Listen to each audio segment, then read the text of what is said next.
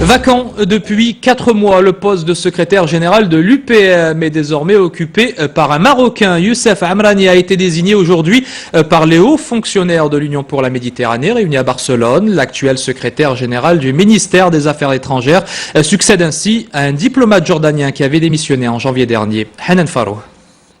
À seulement 15 km des côtes européennes, Tanger était l'endroit idéal pour donner naissance à un rêve. Les peuples et nations des deux rives de la Méditerranée unis, les disparités mises de côté.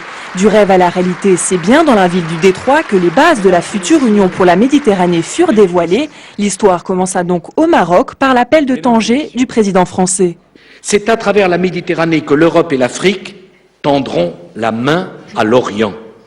Car si l'avenir de l'Europe est au sud, l'avenir de l'Afrique est au nord. J'appelle tous ceux qui le peuvent à s'engager dans l'Union méditerranéenne, parce qu'elle sera le pivot de leur Afrique, ce grand rêve capable de soulever le monde.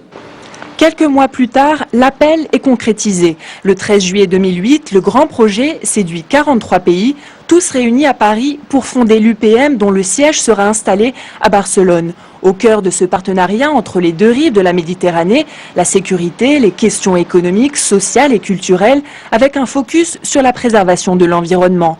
Mais aujourd'hui, la mécanique semble paralysée par le dossier du Proche-Orient.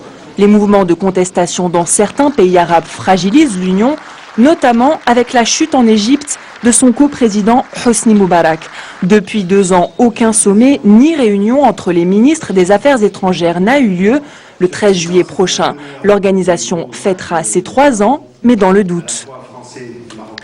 Youssef Amrani a donc fait l'unanimité parmi les pays du sud de la Méditerranée. Il était aussi soutenu par la France qui a qualifié sa nomination d'excellente nouvelle.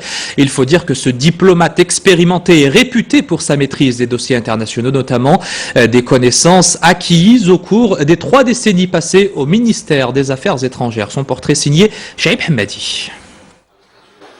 Un travail acharné et une abnégation sans faille, la référence est unanime pour un diplomate au long cours comme Youssef Amrani, 58 ans.